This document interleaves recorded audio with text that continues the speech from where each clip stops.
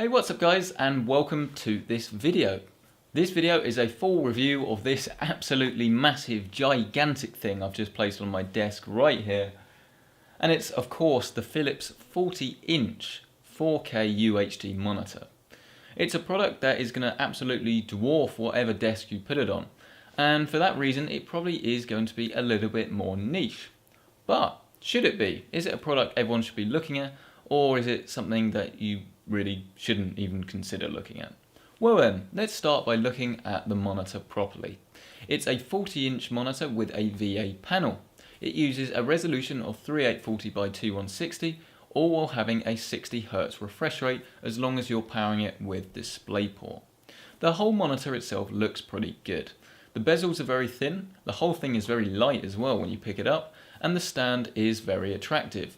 The biggest problem with the stand though is that you don't actually get any sorts of adjustments. Normally we're used to things like tilt and swivel at least.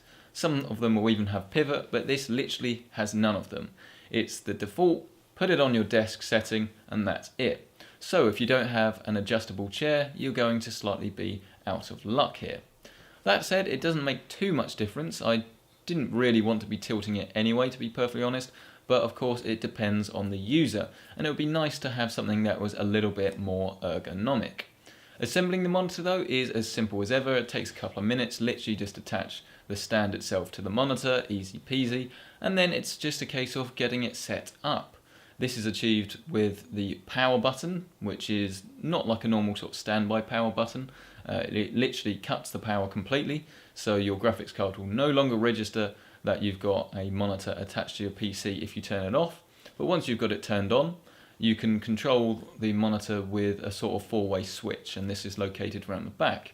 It's pretty easy to use. The whole menu system as a whole is pretty easy to use as well. It doesn't necessarily look that attractive, but I wouldn't really say that's a big issue. And I found myself finding all the settings I wanted to pretty easily. It's not perfect, but it's definitely pretty good and easy to use. As for the monitor itself, it didn't take too long to get it set up to the way I wanted it to, but out of the box it did look very good. And of course this uses a VA panel, and that means the blacks are going to be very good if it is of course a good VA panel. And it is. Blacks are really good, and it's so nice to see on a monitor, especially of this size, good blacks, because a monitor this size is going to be more suited to media, so things like videos and of course games. But then also productivity, because it's so big you can fit loads and loads of stuff on it. So this brings me on to the general use of the monitor. Well, as soon as you get it turned on, you realise the whole thing does look very, very good. It doesn't sort of blow you away in the same way that a 28-inch 4K monitor does, because of course you're literally blowing up the size of your display, so things aren't quite as sharp. That said, it's a lot sharper than a 1080p monitor would be, especially at this size, and it's still very user-friendly. It does take quite a bit of getting used to though, the sheer size of this monitor. It's not for the faint-hearted, and you're going to need a big desk to accommodate this. It does mean that you can fit a lot of stuff on screen, and if you watched any of my E3 streams I did a couple of weeks ago, it really did make it a lot easier to get those streams done with all that screen real estate, because you can have stuff in windows without the windows themselves being small, and you can easily see what you're trying to do. The downside really to having a monitor this big is if you want to do normal, average, day-to-day things, just like go on, say, your online banking for instance. It's 40 inches of online banking. That's quite a lot, and in some instances it does actually suit it a bit more to have things in a window.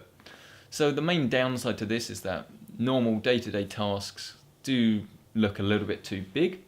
But if we move on from general use and start to talk a bit more about productivity, that's where this thing really does shine. If you're using a full screen application like Lightroom and you want to edit your photos, then it's great because you've got a nice big photo area to work with while still having nice and user-friendly controls at the sides. Same applies if you want to do video editing, vector editing, anything like that. It's all very good and very suited to that.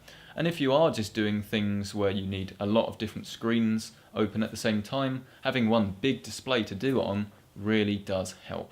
Now the next thing to talk about is gaming, but before I actually get there, I just want to quickly talk about the responsiveness of the display. I was really surprised how responsive this display was, because of course the bigger the display normally, the longer the input lag, and in some cases the less responsive a panel will be, because you've got to drive a much bigger panel. But I was really surprised how good this thing was, and even just moving your mouse across the screen, you can quickly realise how responsive this thing is.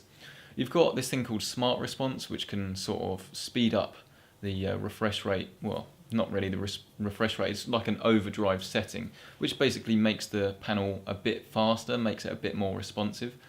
And while you don't need this all the way up to maximum, I did find it did help a little bit getting the panel a little bit more responsive. But I was really amazed how responsive this thing was, and that carries through into games.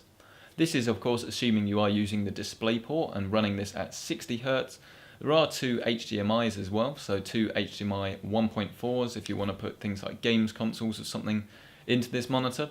And it is a little bit of a shame we don't have any HDMI 2.0 ports, because maybe you want to plug something like the Nvidia Shield in, maybe you want to, when they come out, get a 4K Blu-ray player and plug this in.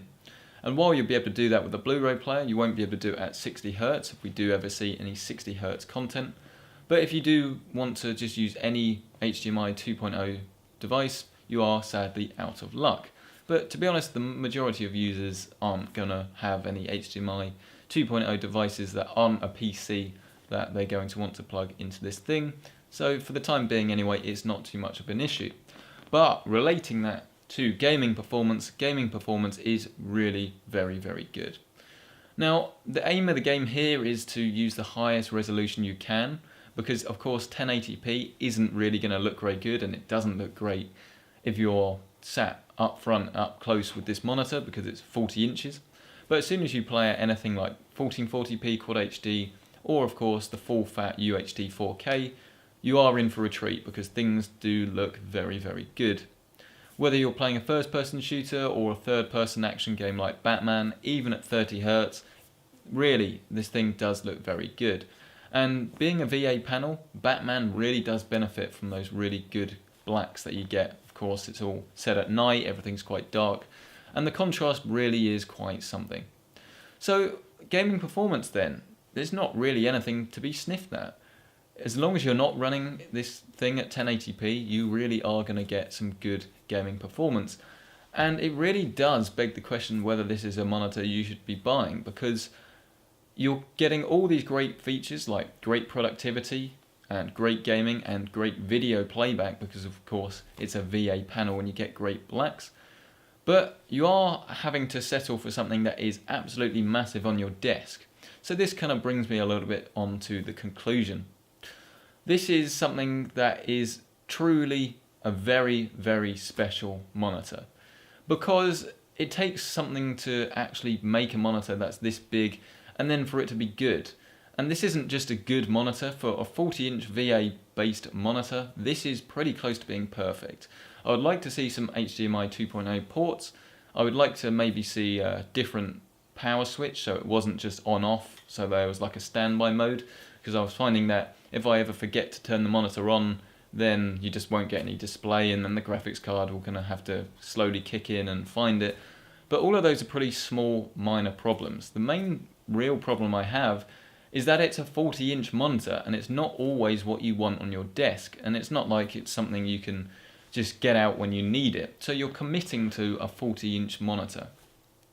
And that is kind of all I have to say on it, really. If you want a 40-inch monitor, this couldn't really have been executed better. All while, this is one of the most impressive things about it, is available at just under £600 at the moment. And you might think, well, that's an awful lot of money. That's not good. That's not good at all. But if you compare it to what we've seen with TN monitors that are a lot smaller, so 28-inch monitors, those start at around about £350 and go up all the way to about £450. So the best 28-inch TN-based monitor you can get, that's in 4K, is around about £450, and for just over £100 extra, you can upgrade to a VA panel and get almost twice the amount of screen for your money. That's why I'm saying it does start to seem like pretty good value. So then, what award does this win? Well, this was a little bit tricky for me because it was pretty tight between the top performer and the top purchase award. But I think actually, if you want a 40-inch monitor on your desk, then this definitely should be it. And for that reason, it wins the top purchase award. It's a great monitor with great colors, great blacks, great scalability if you want to run this at 1440p, and it's very responsive as well, all while being available at a very, very good price. So if you don't want this monitor, I think that is pretty obvious because you don't want a 40-inch monitor on your desk, but if you do, it is highly recommended. So thank you so much for checking out this video as always. Let me know what you thought, leave a comment below. Give this video a like if you liked it. If you didn't like it, leave a dislike, but do let me know in the comments why you didn't like it. For more videos like this and other reviews and others on PCs, gaming and technology, of course, don't forget to subscribe to PC Centric.